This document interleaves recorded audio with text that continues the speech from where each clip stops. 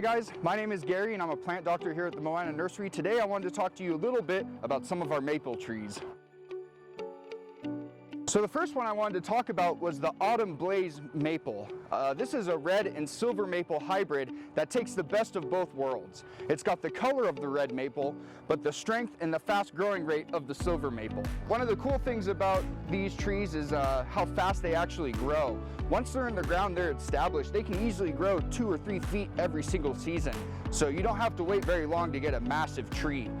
This exact one right here tends to max out at about 50 feet tall and 40 feet wide.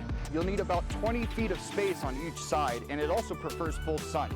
But if that's a little too large for you, the good thing about maple trees is they come in pretty much every conceivable shape and size. So you have a huge variety of options if you wanted a maple tree. Once you pretty much get it in the ground, you want to go through a really thin pruning on it. So you don't really want to hard prune your tree this time. That would be defined as cutting maybe something like 25 or 30% off the tree. It's the wrong time of year to do that. But you can do a really light pruning this time of year, removing any of the dead twigs that you find, smaller branches that cross. You want to go ahead and remove those trees so that it has a real good structural shape to it right off the bat when you get it in your yard.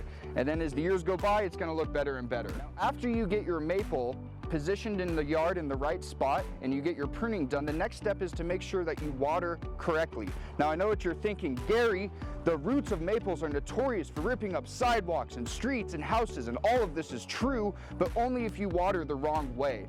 And by wrong, I mean you want to convince the roots to grow very deep with long and consistent waterings. So say once a week, you'll drive the roots very deeply versus several times a day, every day.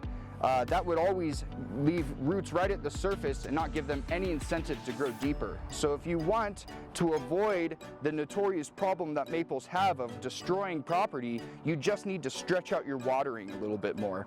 And it's very easy to do. Though when you first plant the tree, you'll need to water it a little more just to help get it established. So maybe every other day for its first year, and then as time goes on, we'll stretch it out more and more until it gets to the extremes once a week, once every 2 weeks maybe for a real mature tree. And that's the way to really drive those roots deep into the ground out here. If you have any more questions or you want to just nerd out and talk about maple trees, you can come down to any of the Moana Nursery locations and ask for a plant doctor.